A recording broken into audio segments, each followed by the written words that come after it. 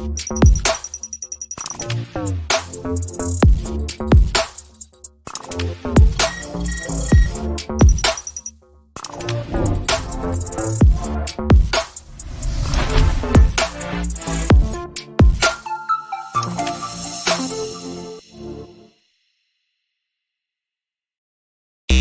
the 915 to H-Town, from the Panhandle Plains to the Valley, and everywhere in between, this is the 50/50 Podcast, powered by the 50/50 Podcast Network.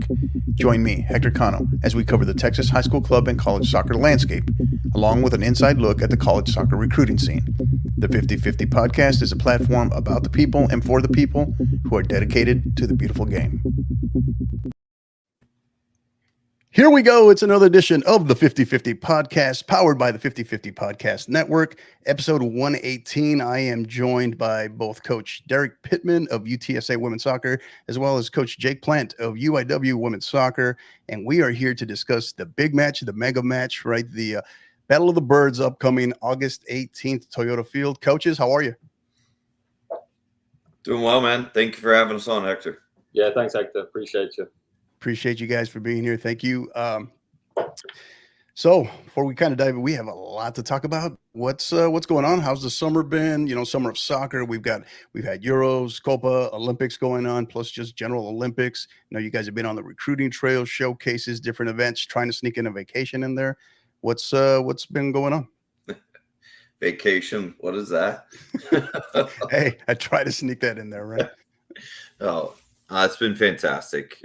It's been a lot of fun for sure with the Euros, Copa, obviously the Olympics going on now as well. Obviously, what should we say? The unsettling news of just trying to find a head coach for the U.S. men's team, all that fun stuff. So it's been fun to watch, and obviously, hopefully, it just continues to propel the game forward for sure here in the United States. And but looking forward to watching our women's team play tomorrow in the semis. And I know our kids we're going to try to put it on at our facility and watch it after training. So it's just anytime we can get it on, the TV and get our players excited about it, obviously is good for all of us, I think. Yeah. Jake? No, yeah, heavy amount of soccer on TV this summer, wasn't it? I mean, to be honest, I had to end up buying an extra app just to watch as much as he has. Like, I think I had to get Fubo or whatever. Oh, yeah. Just to be able to watch it all, to be honest. So it hurt the budget this summer, but yeah, I was happy to be sitting around watching as much as we have this summer, man. I'm excited for the World Cup now, considering all the competitions that were here in the US. So 2 years' time, that's going to be pretty cool insight this summer, wasn't it? So yeah. Excited to watch the conclusion of the Olympics. Be a good one. Yeah. Thoughts on England men's national team? Thoughts on that? Yeah, I got him. I don't think we got enough time for him. Yeah, I don't know. Just like Derek said about trying to get a new coach in, I think that's really the most important thing in it. It's just sort of like, who is the right person, and but let's face it, that's the most national team jobs is an impossible job, isn't it? I think whoever the US put in charge, whoever we put in charge, they're going to have their critiques. As soon as you lose the first game, people go overboard, or if you win the first game, they go overboard the other way, right? So, right. I don't know, man. Our sport's so fickle when it comes to that sort of stuff. I think it'd be nice to just get some. I think both teams would probably be happy with consistency, and I think that'd be a good thing. Right. Yeah. No doubt. So awesome. So we're going to talk about. We're here to highlight. So the Battle of the Birds, right? The upcoming crosstown rivalry match between both UTSA and UIW. August. It was a special last week, unveiled late last week. Going to be playing this one at Toyota Field, home of San Antonio FC. First college match to be played there since December of 2013. How? First of all, I guess, how does that feel? Both of you all shared a quote with us, but kind of you let that sink in a little bit. You get the pulse of your team when it comes to, yes, you want to treat it as coaches, we're creatures of habit. You want to treat it like another match, but still, it's still a big deal, right? So how do you all feel about it, and how do you manage that? I'm super excited. I mean, yeah, it's just, you can sit here and say it's another game, but I think for me, it's been in the works for many, many years. I think more than anything, we want to be growing the sport. And Jake and I have talked about that a lot. Like, how can we grow not just the sport of soccer, but for sure for the women's game here in San Antonio. We don't have a professional team.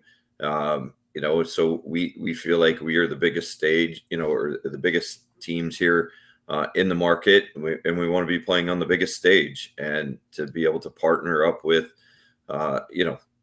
SAFC and the Spurs organization, and be able to pull something like this off is really, really exciting. I know our players are elated. I think for them to be able to, I don't know, I can't help it. Feel like it's Jimmy Chitwood walking in and playing in in Hoosiers. The field is still the same size. It's just got a bunch of bleachers around it, so it's exciting for our players, and we're hoping to put in the effort to get as many butts in the seats as possible, because I think it'll be a fantastic game, and it always is, between our two programs. Coach Plant? Yeah, I mean, we're excited. Like you said, you rightly so. You don't want to sort of hype it up beyond what it is to the players, because obviously I think, Derek and I are both looking for positive results for our programs, aren't we? But at the same time, it's sort of like, I remember the conversation I had with Derek at College Station. We were recruiting this summer in College Station together, and we just mentioned, if we can get this done, it'd be amazing. And I'll publicly give kudos to Derek, because he picked up the phone and got it done. So he's the one who called me up and been like, hey, this is going that way. So I just all the credit to Derek and his staff. But the fact that we get to do it is huge for the city. I think that there's so much soccer in San Antonio. Derek rightly said it's a soccer city. There's the amount of clubs that are here, the amount of people that like the sport, the culture of the city, it idolizes the sport. So the fact that we can put like basically the best level women's soccer in that stadium for people to come out, and obviously we really encourage as many people to come out and watch it, because it is always such a great game. We haven't had an official game yet, have we, Derek? But it's been 2 springs, and an exhibition and 2 springs. It's always a great contest. We always get so much out of it as a program. So yeah, we're just excited to be able to do it in such a cool place. The field's great, the stadium's great, and yeah, all the credit to the organization over there with the Spurs and San Antonio FC, because they've made it very clear to us that they want to promote our programs. They want to promote women's sports. They want to promote as much as they can. So we just can't wait to get it done. Yeah. We've self-dubbed it here at the podcast, the Toyota Field Takeover, right? That's what we're calling it. But Coach Pittman, take us back a little bit. Coach Plant alluded to it, but take us back to the genesis of how the idea itself, and then the game itself, how it kind of came to be and how it kind of got set in motion. I mentioned the other day in the press conference, when I first got here in 2018, I was able to build a bit of a relationship with Darren Powell, the previous head coach at SAFC, and became a good friend, and through a few mutual contacts. And I just, honestly, at that time, back then, I threw out the idea, man, it would be really, really cool if we could play a game in here. At that time, it probably seemed a little bit far-fetched, to see if we could pull it off. And obviously COVID happened, but after COVID, it was definitely something that was still in the back of my mind. One thing that popped up, we actually talked about it when we moved into the AAC. When we changed conference, we were looking for a neutral site to play our conference tournament. And we talked with SAFC, we talked with the organization about possibly having our AAC conference championship tournament being played here in San Antonio. And that's still something that's been in the discussions. We just haven't been able to put that big of an event. But even through those discussions, it's been things where I've mentioned to the organization, people and contacts I have there, hey, what would it look like? How could we pull off a game? What does that cost? What is that, what would need to be done? And, and then when Jake and I were just kind of kicking it around in College Station, it was like, listen, this is the time. Let's push this. It's a really good opportunity before school starts. Let's make this happen. It just so happens SAFC has a game the night before. It doesn't interfere with their schedule. And that's always the juggling part. Mm-hmm. Making sure that it doesn't interfere with what SAFC is doing versus what we're trying to do. So we kind of met with, the administration at SAFC, see what this would look like, kind of pitch the idea. How can we make this happen? And I was actually, pleasantly surprised how quickly they were like, all right, let's do this. Let's make this happen. Wow. And to know that they want to pull this off and potentially build this into something of an annual event. Again, whether that's between us and UIW at all times, or whether that's other teams to just promote our game, I think is a really exciting opportunity, first and foremost for our two programs, because I think it'll be a really, really entertaining game, and it always is when we play each other, and something our fans can get behind and support both of our programs. Yeah. And kudos as well to obviously not only the Toyota Field and SAFC staff, but your respective athletic departments as well, right? Your athletic directors and so on for being on board and making it happen, right? The support, very important. So Jake, what's going through your mind? You get that phone call from Coach Pittman, from Derek, and it's like, hey, this is we got the green light here. What's going through your mind when you come to that realization, like, hey, this is going to happen? When he first called, I think I was in England, wasn't I? I think, to be honest, Derek, like I said to you before we came online, that wasn't that long ago. This got going quickly. But yeah, the first thought was, I'll better call the boss and see what he says, But it's like, what? Shout out to Richard. So Richard Duran is our AD.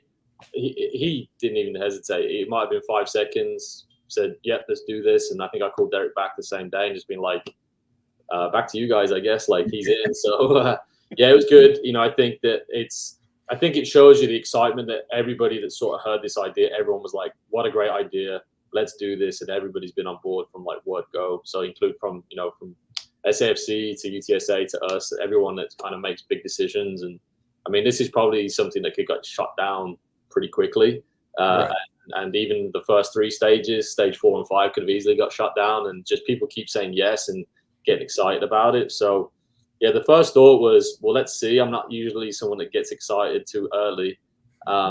And I think, by the time me and Derek sat next to each other in a press conference, I think we're pretty pumped up about it. So it's like, all right, we're definitely married to this now. It's out there in the world. So right. It's been just, I think for me, the reason that I like the fact that we're doing it is, you look at like the college experience for everybody, like the kids that commit to a program and they have a 4-year, thought process of what their careers are going to look like. Not many people can say, hey, they turned around and played in a stadium like that and did really well. Obviously, a small percentage will go play pro and do that regularly. But there's the other group that doesn't get to do that, but they'll have this as a core memory, which I think, we obviously want to win championships, but it's always in our minds that like we want to create, great experiences for our programs and the kids that are in them, the staff that's in them as well. So I think that, I'm personally excited to be able to coach in that stadium, and I know the girls are pumped up to play in it. And I think that, Derek mentioned, one of our local kids, we've got 3 or 4 San Antonio kids in the squad. Derek has a bunch. This is huge for the hometown kids. You know what I mean? They'll have their families out there. So that was my first thought. Once you get past the first few hurdles, it's like, man, what a great experience for our kids and the people that sort of have invested heavily in both of our programs. And now we get to kind of, I guess, reward them in a type of way. You know what I mean? It's a privilege. Not everyone gets to do it. So yeah, we're just thankful.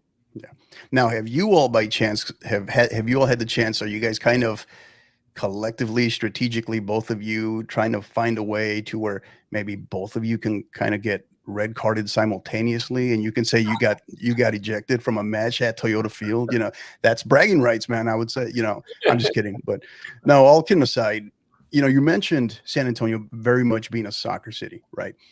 Your thoughts. So 2 opposite ends of the spectrum here. Derek, you've been here for what, about 6-7 years now. Yeah. Jake, you've been here for going into, was it year 2, right? Yes. Year 2? Yeah, year 2.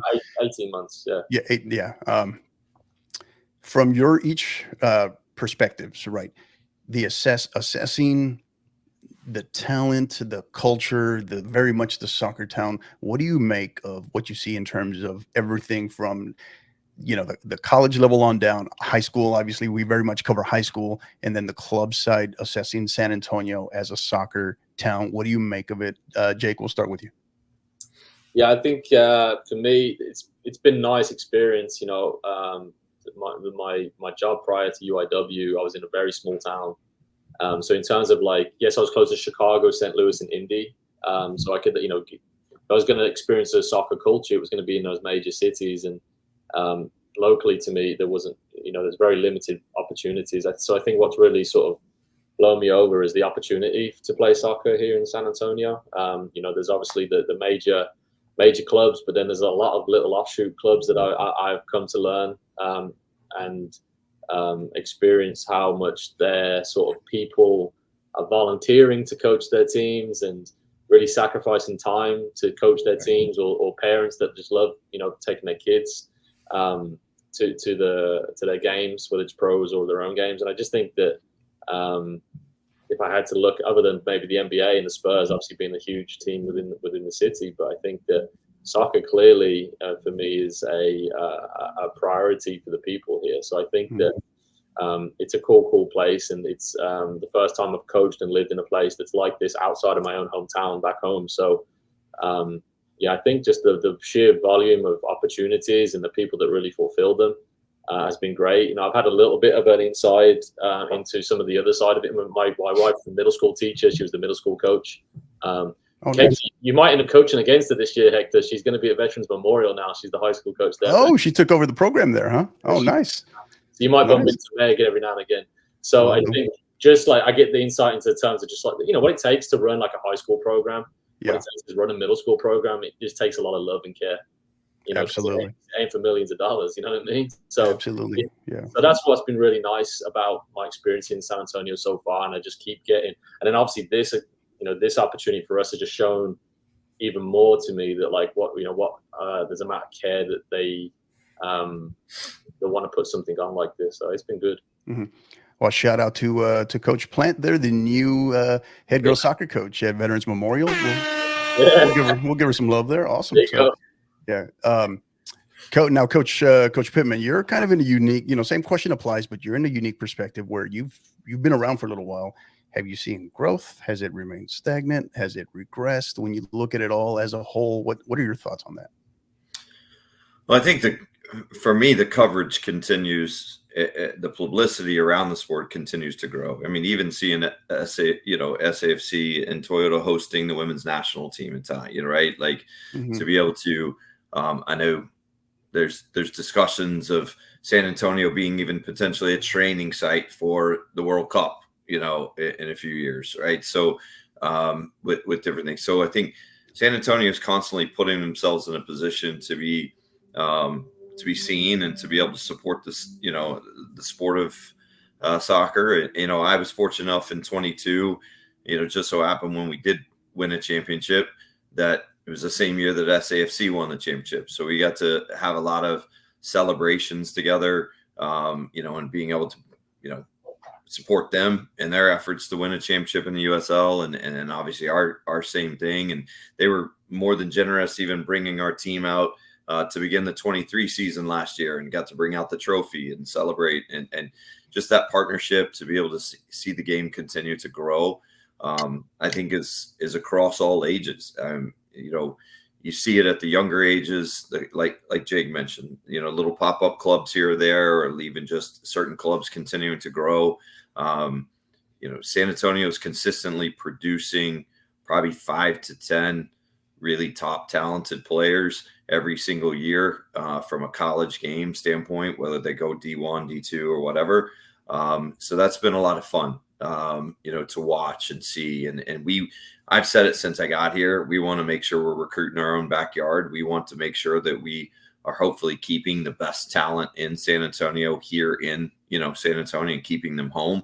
Yeah. Whether that's playing for us, playing that, for Jake, we get in some rivalries and recruiting some kids, which is a good thing. Like, I think it's a great thing. The way he's, continued to move that program forward. It excites me because this game now matters. Maybe in previous years, and again, nothing against the previous staff, maybe we only did play exhibition games. Whereas now it's like, with the direction of what I've seen them do and the way we've played against each other in the last couple exhibition matches, it's always been a really good contest. I know we're going to get something out of it. Right.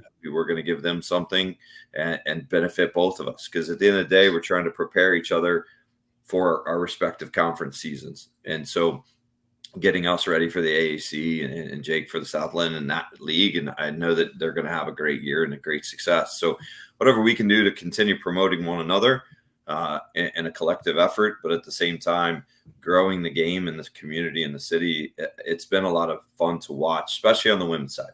I think high school boys soccer gets a fair bit of publicity from time to time. It's definitely grown on the women's side, seeing the girls, high schools getting promoted as much as they are. And so, that's only good for all of us, right. Want to be here in San Antonio. Yeah. Yeah. So I guess, this next question is for both of you, right? Jake, we'll start with you, but the importance of this game for the San Antonio soccer community, right?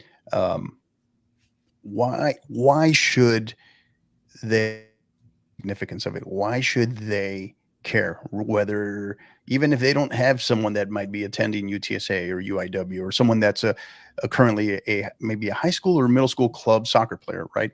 What the significance, the impact of it that it could have? Why do more people need to recognize that and care? I think my perspective on that would be that we sort of already acknowledged that there isn't a professional team here in San Antonio on the women's side. And I think that we've seen in, say, like, especially in the US for sure, for a long time, but like the Europeans, professional teams are starting to like heavily invest in their women's sports, and you're starting to see it flourish like crazy. So there's obviously a monetary thing that people are investing in clubs, but like the fans are investing in the teams. You know what I mean? They're showing up and putting themselves in the seats and watching. And I think that it just takes a little bit of the fan to turn around and be like, let me just go check out and see what that is. And they might be massively surprised at how entertaining it is and how much it relates to them. Because I don't want to speak for you, Derek, but our games at UIW are free. Like, we don't charge. Yeah, so sort of like, I think it's important for maybe to get it out there. There is a charge for this game, but in terms of like getting out to like our programs and seeing us play, it doesn't cost anything. So I think that it's significant in the fact that it's been given an opportunity for us to put our programs out there to say, hey, come and watch us play. If you like soccer, if you like women's sports, if you just want to see a really entertaining 2 hours, come on out. But I think what it will do is start to like really push them to come out and be like real fans of both programs and come out and see us play, in our home stadiums that we both have. So I think that's kind of the importance. I think is like, hey, if you don't know anything about us, just throw it out there and come down and watch us play, because you will be entertained. But I think that when it comes down to like whether it's kids that are in the sport, I do think there's something to be said about just being inspired by showing the commitment level that you're about to see.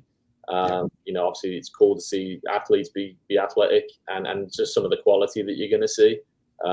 It's going to be a really fun time. So I think that any time that you're seeing that, whether it's in the sporting world or the business world or whatever, it's fun to look at. So number one, it's an entertainment thing, but number two, I think it's just, there's going to be so many kids that may be looking at this podcast now that want to play at this level.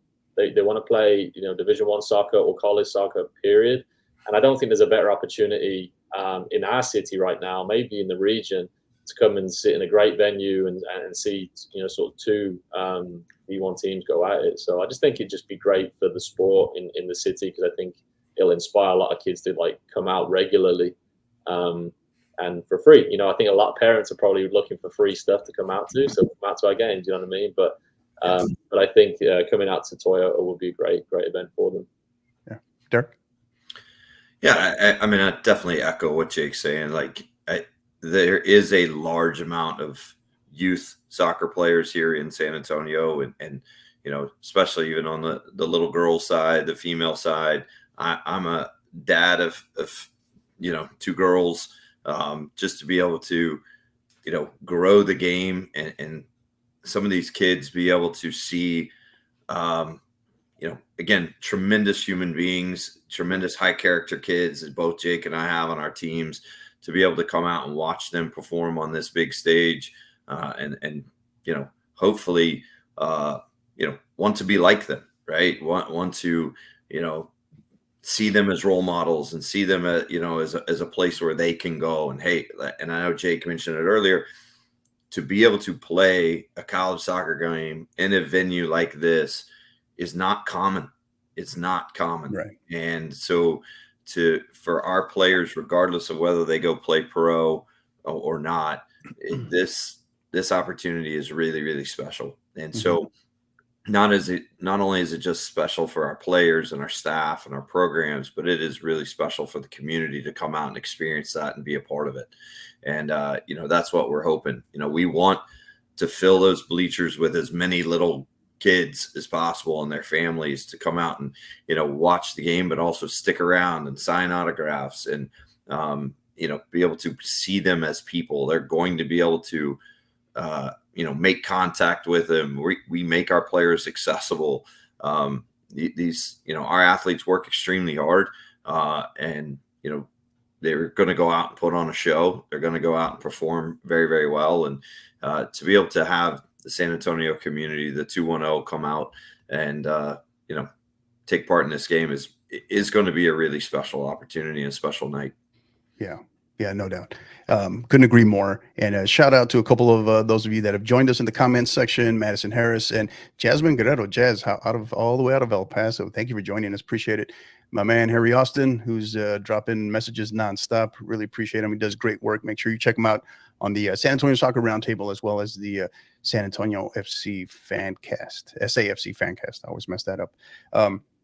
But yeah, I mean, folks, if you haven't been to a UIW or UTSA women's soccer match, obviously we're here to highlight their upcoming match at Toyota Field, but you owe it to yourselves to go out, check them out. Great venues in their own right. Benson Stadium, right downtown San Antonio area. It's a great setup, great place to watch a game. And then, of course, out at Park West for UTSA, great soccer specific setup as well.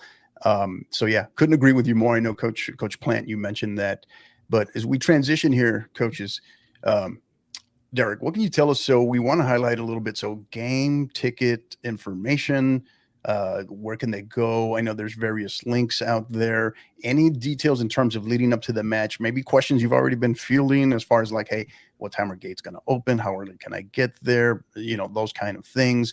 People that have probably attended San Antonio FC matches they're used to that, right? But will it be different, even though it's at Toyota Field? Will it be a different setup in terms of procedures? Yeah, I mean, from what I know, kickoff is definitely going to be at 6 p.m. They believe gates will open an hour before at 5. There are a number of different links out there, both on our social media accounts, whether you are able to purchase tickets through UIW or whether you're able to, purchase them through UTSA. SAFC has some links as well, so you can go to their website as well as both of ours and find that information. Tickets are $10 a piece straight ahead. We hope to be putting 2,000-3,000 fans in. If we can even, be even bigger than that, we're dreaming big. But I think they're going to open up, 3,000 seats from what I understand. And if they sell all those, they'll keep opening up more sections as it goes.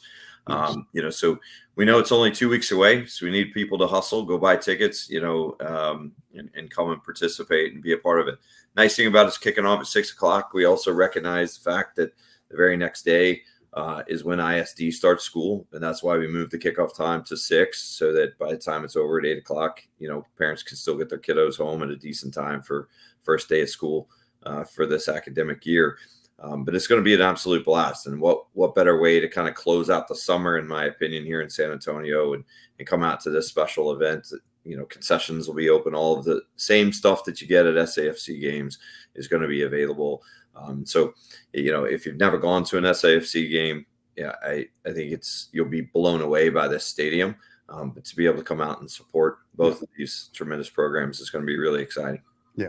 Toyota Field, a great place to watch a match. Very intimate. You're right on top of the action. So it'll be great. So how are your teams, since obviously they may have known for a little bit, even though this moved fast, but how are they buzzing in anticipation of this matchup? Jake, we'll start with you. Are you trying to, obviously you have more work to do even before then, but are they kind of really focused on, lasered in on this match now? What's the vibe like, athletic department within your team? What is that like since last week's announcement?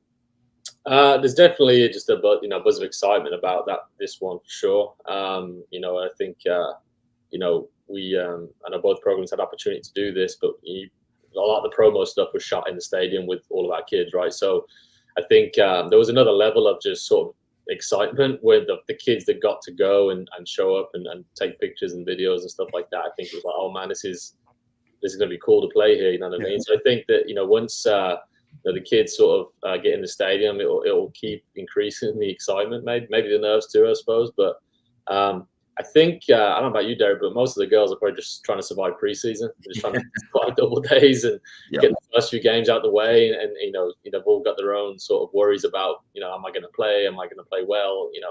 I miss home.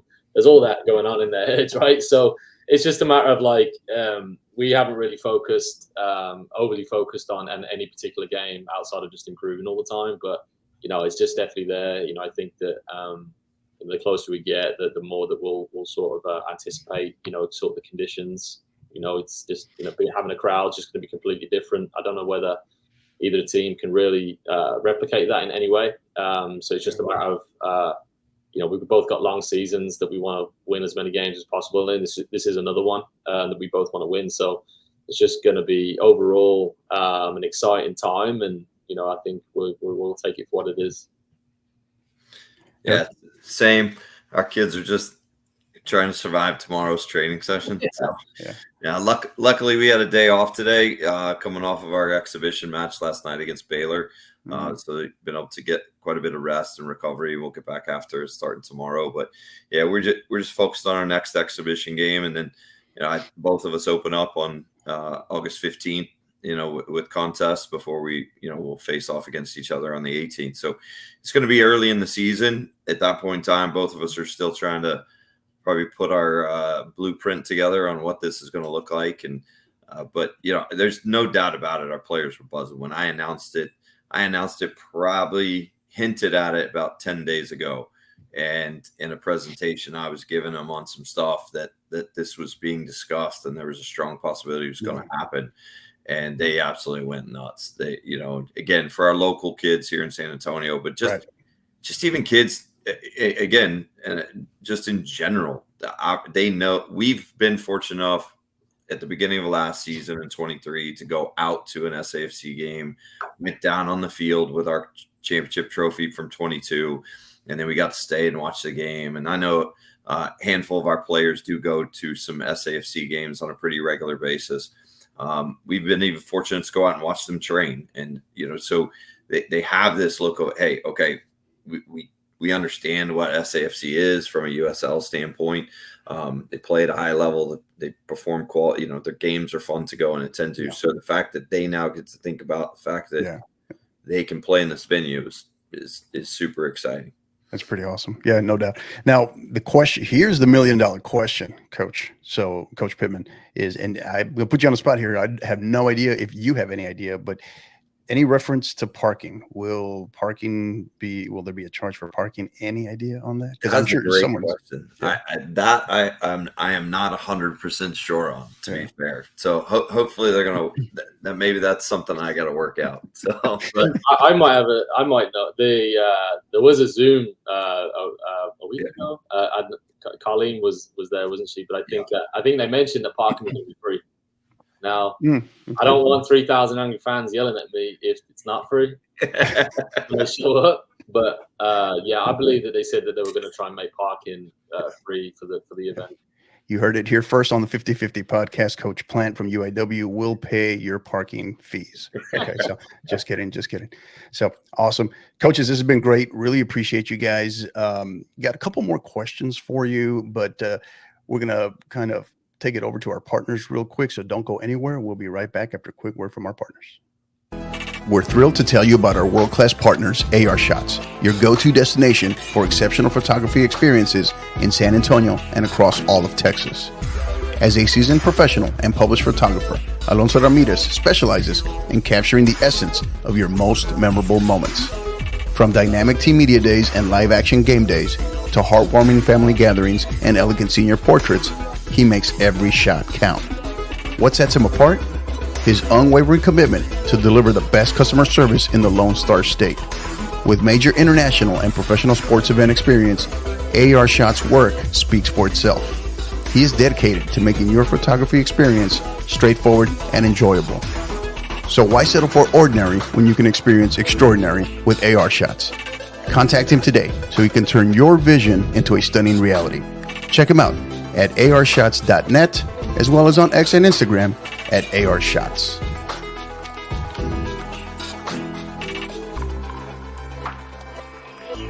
Looking to step up your social media marketing game? Well, let us tell you about our great friends at Gipper. Gipper is a way that schools, athletic departments, ADs, and coaches create world-class marketing content. Join over 4,000 coaches, ADs, SIDs, and club directors who use Gipper to create high-quality visual branded graphics for your program. The best part? Anyone can do it in seconds on any device without needing any design experience whatsoever. If you do have significant design experience, you're going to love this as well, as you are what they call the power user, and this is designed with you in mind as well. And just for being a listener and supporter of the 50/50 podcast, you can receive savings immediately and save 10% off any first-time Gipper purchase. Simply visit gipper.com/partner/5050 to learn more. Again, that's gipper.com/partner/5050. And then there are our great friends at Global Scarves, both Bill and Kyle. They are the top providers of custom knitted scarves, beanies, and other fan merchandise in the U.S. All merch is fully custom with free design services and free shipping on all orders. They do so much more, guys, than just scarves. Blankets, beanies, you name it. It's all designed and all customized to your specifications and needs. You can contact them at info@globalscarves.com to get any free designs or quotes built out for your school, club, or maybe even a supporters group.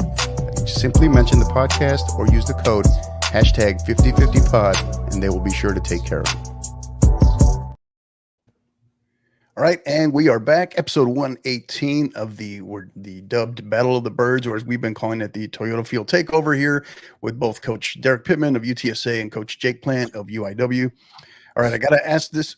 Excuse me. I got to ask this question, Coach Plant. If not, I wouldn't be doing my job. Coach Pittman insists that he would like to know what formation you guys will be coming out in on August 18th. Would you like to enlighten us?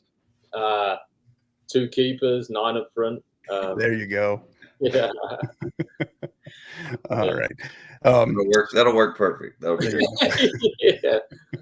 So we start looking forward beyond just August 18th, right? You're assessing your teams. You're trying to figure out what are your thoughts on your roster so far, your upcoming season, the things you're finding out about your personnel? What are your thoughts on the upcoming season? Coach Pittman, we'll start with you. Well, first of all, I'm going to back Jake. I did confirm parking is free. Oh, nice. There you go. There you go. Oh, man. There you go. Look at that. Heard it here first as well. No, I don't want to leave him out to dry. So. Appreciate that. There you go. No, honestly, in my 7th season here, really happy with where our team is at. We've been, again, with every year, right? You're trying to get better. For this particular season, we're really happy with. We have some older players. We're fortunate we have 9 seniors, so we have some experienced individuals that have played in some really important games and led us through some really difficult times in various ways. So they're seasoned, they're excited. We were a bit bummed about maybe how things ended last year in the AAC in our first year. We finished, unfortunately 1 point out of making the conference tournament. Just didn't have a couple of different games go our way, but what we realized in the AAC is that we're not as far off as maybe we originally thought we might be. We're much more competitive. We're much more prepared. And I know our seniors specifically, really worked hard this summer to make sure our younger players were ready to compete. And they've come in as fit and as strong and as prepared as we've ever had them at this point in time. And, so it gives us a lot of hope. As I say, we're quietly optimistic, that we're in a good place. And, experience does win a lot of games. There's no doubt about it. To have players that have been there, done that, seen the various things that they're going to experience throughout the year, and being able to manage, the travel to managing the rest and the recovery and everything else they're going to experience. it matters. And not having to rely a whole lot on, too many freshmen or too many young players is beneficial. So, yeah, I'd have to say, as long as the coaching staff doesn't screw it up, we should be hopefully in a good place. So, Jay. Yeah, very positive. I think the first couple of days, every college coach is trying to figure out, did they do their job over the summer or not? And it's right. It's normal, but for us, I couldn't really be happier in a lot of ways. You know what I mean? I think that they came back fit, strong, ready to go. First week in training has been, we've been growing every day. We're healthy, touch wood. So it's like a lot of what we've been working on. This is semester 4 for us now as a group together, and the way in which we're sort of progressing our style of play, camaraderie, the everything that you want out of a college program is growing. So it's a good sign, and it's mainly because we're sort of senior heavy as well. We've got 3 kids coming back to play their 5th year, and then the senior class underneath that is solid, lots of experience. They've seen really good and they've seen really bad, and it's a case of like all that experience, like Derek said, it's going to help us get through tough times, win games we shouldn't win, all that kind of stuff. So the college game is so dynamic. You can dominate games and lose, and you can play terribly and win. And usually it's because you play bad and win, it's probably because you've got some real tough eggs in your crew, and it's the older kids that probably are teaching the young ones. But I think that the other nice thing about us right now is that we've got some new faces that are doing really well in training too. So you always want making sure people are coming in ready to compete. So yeah, I couldn't really be happier. We just want to, we're at the point of preseason. I'm sure we're both at. It's like we just want to start playing games now and start knocking it out, right. start getting better, and just we're racing towards that conference tournament. We were disappointed that we missed out on ours as well. We've got a really motivated group, just like Derek does. So we've got it's a positive for us right now. Yeah. What's the one thing for both of you in the short time this fall preparation period so far? What's the one thing above all else that you've learned about your respective teams? The one thing that maybe stands out that you've learned the most about your team so far? It's a great question.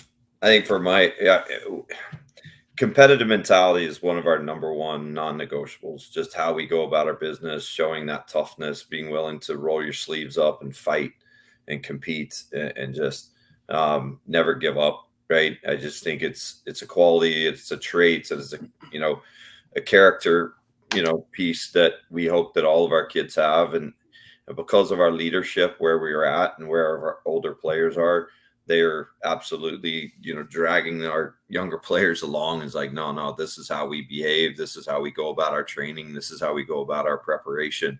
And, that's been a lot of fun to see, because I'm not feeling like I'm having to, pull them along myself as the coach, to know that we have some upperclassmen that can be able to manage that and show those younger players, where to go and how to handle them. So we talk a lot about, I'm a big fan of the All Blacks in New Zealand. And so we talk about it, leaving the jersey in a better place. And so we talk a lot about that and the culture and who we are and how that's embedded in the fabric of our players. And so that's been a lot of fun to watch our upperclassmen lead in that way, and not be it, what is it they say, right? A coach-led team is only going to go so far, but when you have a player-led team, it really does have a different feel and a different significance to it, because they're the ones driving the bus. And that's been fun to see in this opening week of preseason. Yeah, Jake.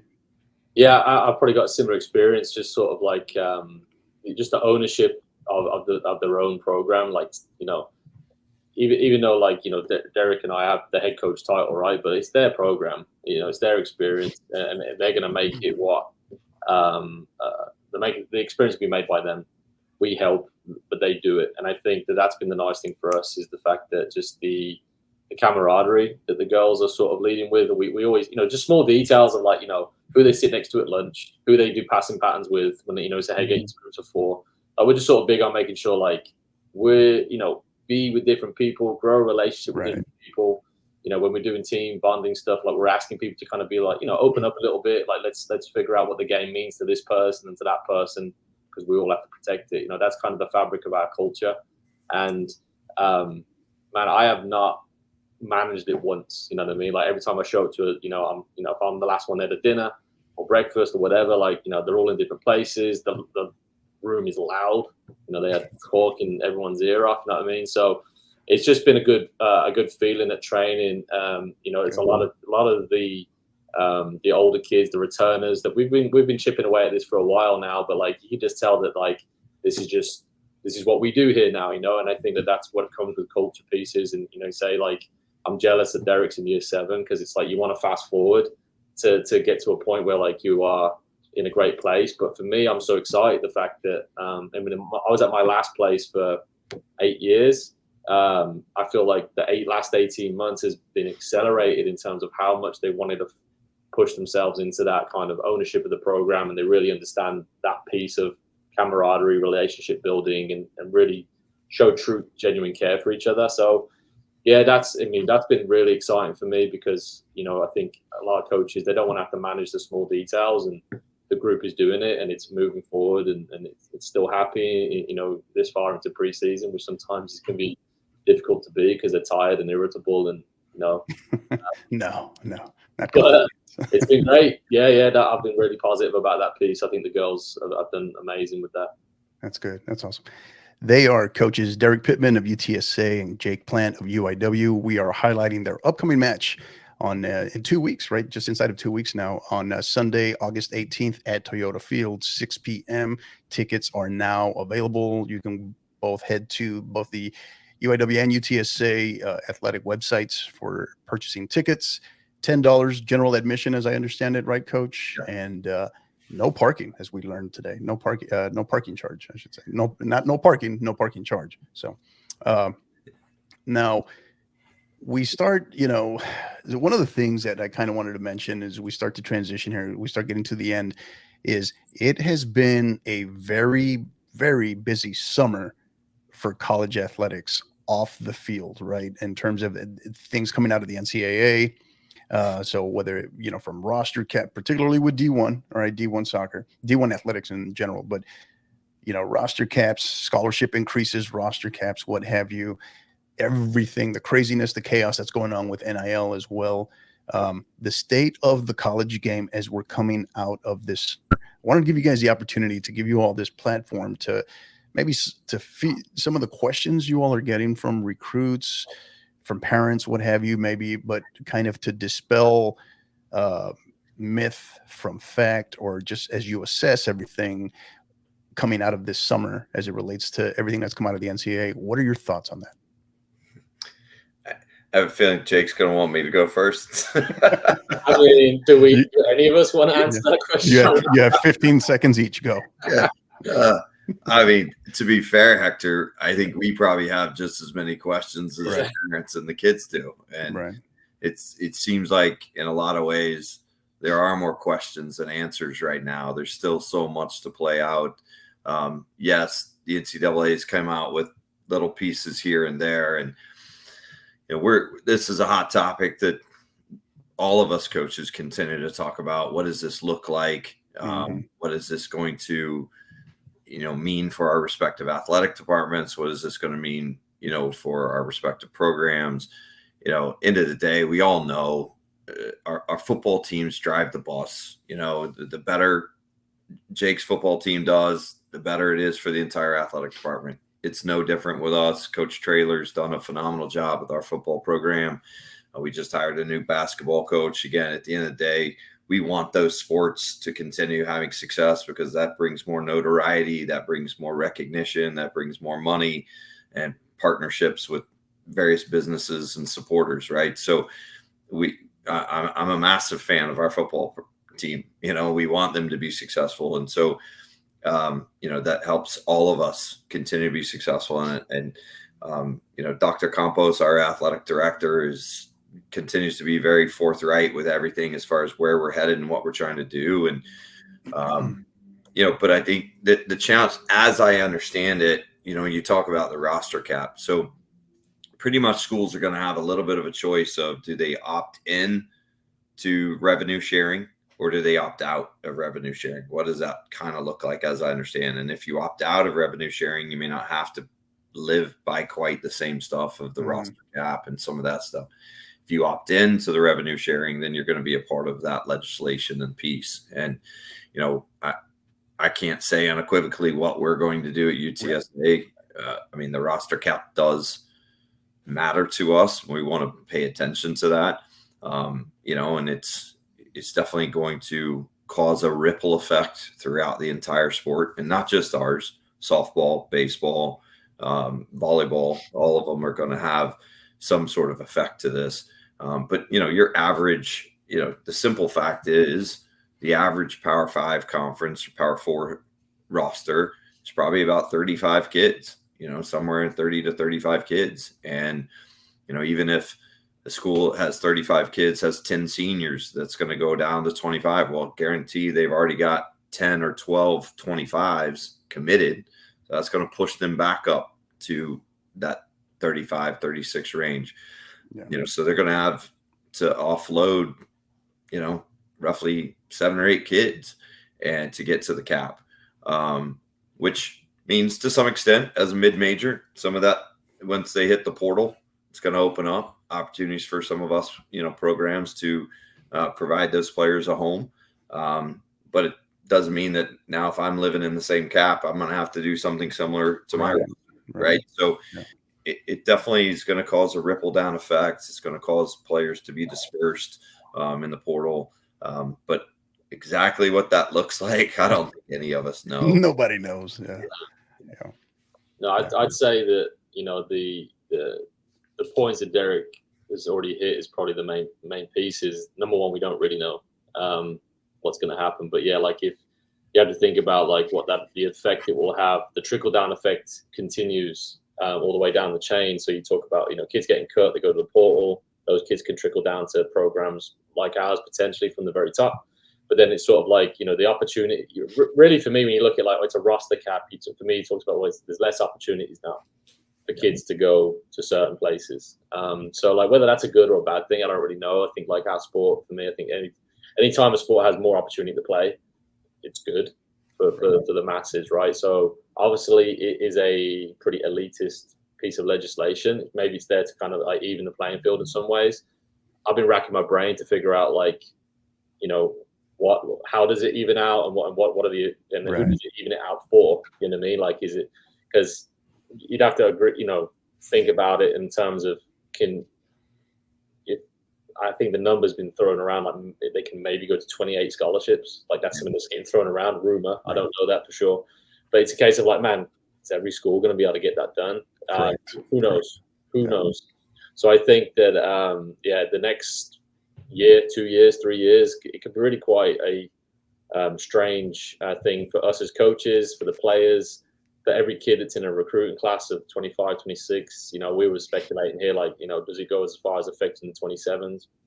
Don't really know until it happens, if it happens. So, yeah, like you said, it's a lot of rumor. I mean, obviously, I think there's no smoke without the fire, right? I think there are probably conferences that have already talked about it. And if you look on Twitter, if you believe Twitter, if you look on Twitter, there are 25s being decommitted, which I just think, you know, how true is that? I don't know. At the same time, it's kind of like, man, that's kind of, it's shocking to see. It's shocking to hear, first of all, because at the same time, for me, if I from a personal, selfish view, you know, I like a smaller roster anyway. Like, I don't want to go near 20.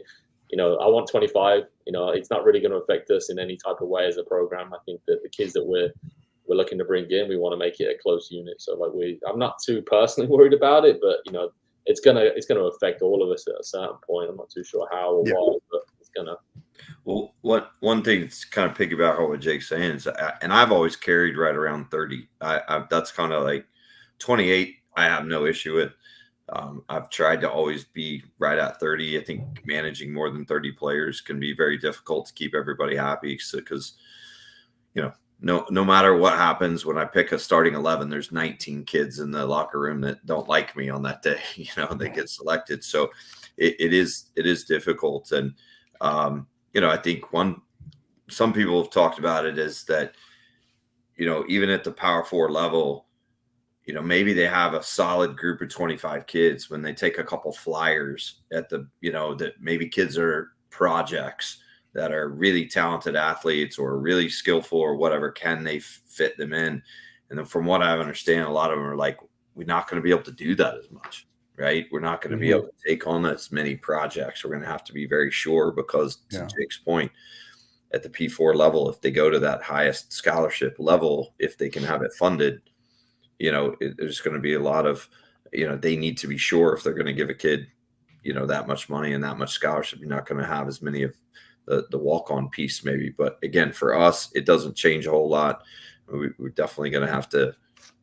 But again, I think just as much as we've all kind of gotten used to the COVID years now fading out, Ta-da! getting used to the transfer portal now, and what that is. Now some other wrinkle comes down the pipe. Right, we got to adjust to that, but you got to definitely adapt, and you got to figure out what's best for your program through the mess. Yeah, college athletics, man, has undergone more changes in the last 6-7 years than in the last previous 100 years, right? So that's just saying that, right? So, couldn't agree more. And and one of the things, we put it out there recently, not too long ago, posted on Twitter that having had conversations with close to about 10 Division I coaches, D1 coaches, there was multiple things that we were hearing, but some of them included, it's like, hey, they're having meetings, trying to kind of get an idea of what a plan might look like. And ultimately, no one really knows what the future holds. That was the consensus, right? So, rightfully so. I can understand that it's a tough spot. But coaches, as we start wrapping up here, kind of wanted to put it out there for you guys one more time. What do you have? Obviously, the match August 18th at Toyota Field is still just a little under 2 weeks away now. But what do you have upcoming next exhibitions, next matches before August 18th? Jake, I'll let you go, man. Sure. We have an exhibition on Friday. We got Hill College coming down from the Dallas area to come down and play us. And then we open up at home with Tarleton coming to us. So we'll have Tarleton and then UTSA at Toyota Field, and then we go to Prairie View, and then we go to Texas State. So we've got the first 4 games are like a really dynamic, lots of different challenges for us, which is fun. But I feel like it's nice that at Texas State we're only up in San Marcos, so it's a short trip. UTSA is obviously a short trip, so and we open up with Tarleton. So we're excited to see what I think Derek will be thinking about this as well. It's just sort of like you want to get so much momentum out the first 2 to 4 games. Right. Everyone's trying to do the same thing, so that's really what we're focusing on. But yeah, Tarleton is the first home game on the 15th, which is is that next Thursday or Thursday after? Next Thursday. Thursday, yeah. So we're excited about that one. We're sort of all eyes on that right now. But yeah, like I said, it's a free charge. Don't have come on out. Be a good time. All right. Same. We were fortunate to play a great exhibition game last night. Baylor came down from Waco. It was a great contest. We had 600-700 fans at an exhibition game, which was fantastic. We've been very fortunate. We actually led the American Athletic Conference in attendance last year. Almost 900 people a game at our home contest. So we've been very grateful for that support and the fans coming out and getting behind us. But we've got coming up this Saturday, we'll head down and play Corpus down there in our last exhibition game. And then we've got a really unique game on the 15th. We open up at home as well, but we've got Navy coming into town. So Navy's coming down to play us, and then I think they play Rice maybe on that Sunday, the 18th. But we'll host Navy on the 15th, and then the UIW game here at Toyota. And then we'll play Texas State on the 22nd, and then we've got a home game against St. Mary's on the 25th. So same situation. Thankful that it's not a lot of travel super early here in the season. Get a chance to adjust to school starting for us, and get the legs under us. And like you said, you want to build momentum in these first 4 or 5 games as much as possible, because if you don't, it can get away from you pretty quick. And winning is contagious, and all you can do is control your preparation and go out and perform. And I'm excited about where our team's at. Excuse me. Yeah, Navy, huh? I might have to go check that out, Coach. Service. If you want some more insight, I can hook you up with that from my time in Air Force. Right? No, so that'll be a good game. It'll be a good game.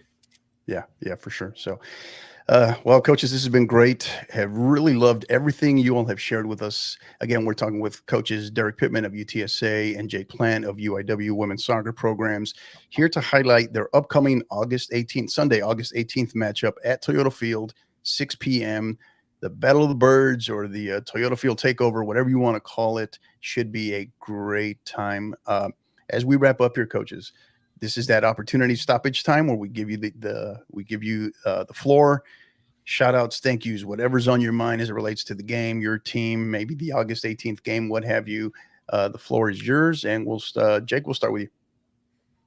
Yeah, well, considering while we're on the podcast, it would be great to say thank you to the Spurs group and SAFC. I want to say personal thanks to Derek for getting this going, because it really did come from, he sort of lit the fuse for sure. So, and then UTSA in general, and then this wouldn't be happening without our admin as well. And then I think it's probably it for the thank yous. But yeah, I just think it's going to be an exciting game. I think both programs in San Antonio here are just in a really good place, and both are trying to go playoffs and trying to go deep in their conferences. So it's just like if we can get season-long fans to come out to our programs, all year long, I would love to just put that out there to anyone that's watching, just coming out, kids that are interested in college soccer in general, parents who want free things to take their kids to. Just come on out, man. It's a great time. Absolutely echo Jake. I mean, both of our administrations, SAFC, the Spurs organization, have put this together and made this happen. My big thing is go buy tickets. Come out to this game. It's going to be an absolute blast. It will be an entertaining match. It always is. I think our last spring game was like 3-2. So there's going to be goals. There's going to be entertainment. That's going to be a lot of fun. A great venue, great setting. Great opportunity to watch top programs and top female athletes go out and compete. So excited about that. And then, yeah, for sure. Same, as the season goes on, we'd love to see people out at Park West. And, for any of those young players, athletes, kids out there that want to play at the highest level, regardless of where it is, what division, this is the best opportunity in San Antonio to watch two great programs compete. So it'll be an entertaining night, and we're looking forward to it. Absolutely. Well said. And I'll follow that. I'll echo that with my final thoughts. Same thing. Sunday, August 18th, 6 p.m. You need to put that on your calendar, and it's not enough to go out there and buy tickets to attend this match. Try to challenge. Here's my objective, my challenge to you all, to our listeners, to our supporters, is can you challenge 2 to 3 people, 2 to 3 families in the San Antonio area to attend this match as well? Obviously, I know Coach Pittman mentioned they're going to open it up in 3,000 personnel increments, right, as far as capacity goes. So that's the objective. We need to be able to have them open up a second area well beyond 3,000. So this is no other real way to put it other than the fact that this is a big deal. This is not an everyday event. First match, as we mentioned at the beginning, right? This is the first college soccer event to be played at Toyota Field since December of 2013. So this very much is a big deal. You don't get to see this every day. So get out there, support, whether you like one program or, you don't have a preference over one program or the other. This is very much, just as much about San Antonio soccer and trying to also grow, the women's game here in San Antonio as well. So I had the opportunity to attend with my daughter, excuse me, a couple of months back, the Australia, Mexico match, right? Women's national teams match. It was great. There was about almost, I think, 7,000 people there. And it was a great time. Get out there. You won't regret it. Go out there, support our local programs. We're lucky enough to have, obviously we have more than just 2 great programs in this city, right? But at the D1 level, and the quality of coaches and Coach Pittman and Coach Plant, I really appreciate you all very much, your accessibility and your time, being able to just be here with us today, Cannot thank you guys enough. And very, very stand-up, humble coaches. Really appreciate you guys along with your coaching staffs. Thank you for everything. For our listeners, our supporters, again, go on there. You can follow them. Go to their respective athletic websites. Buy your tickets now. Do not wait for August 17th or the morning of August 18th. Do it and do it now. You won't regret it. I promise you. As well as for our listeners, our supporters, where can you find us? Again, you can find us on Twitter X, as we call it, or Twix at 50_50 pod, on Instagram at 50_50 podcast, as well as on YouTube. Just search the 50_50 podcast. For our audio podcasts as well, the audio version, you can go on there. So whatever platform you prefer, Apple Podcasts, Spotify, Podbean, go on there, like, rate, subscribe, give us a rating as well. Like the channel as well on YouTube, and give us that feedback on the audio podcast. Give us that 5-star if you think we're great, and if you think we stink, direct all your complaints to Coach Pittman. He's in charge of our complaint department, as I like to say, right? So, just kidding, but this has been awesome. Thank you, coaches. Really, really excited that this has come to fruition. San Antonio FC, your respective athletic departments, and now it's time for the San Antonio soccer community to step up and deliver on our end as well. So thank you so much. So for Coach Derek Pittman of UTSA, I should say, and Coach Jake Plant of UIW, I am your host, Coach Hector Cano. And until the next time, you know what to do. Keep downloading and keep listening. You've been listening to the 50/50 Podcast, powered by the 50/50 Podcast Network. Help us continue to grow by liking, rating, and subscribing on all major podcast platforms. And don't forget to follow us on X at 50_50 pod, on Instagram at 50_50 podcast, as well as on YouTube at the 50_50 podcast. Until the next time, keep downloading and keep listening.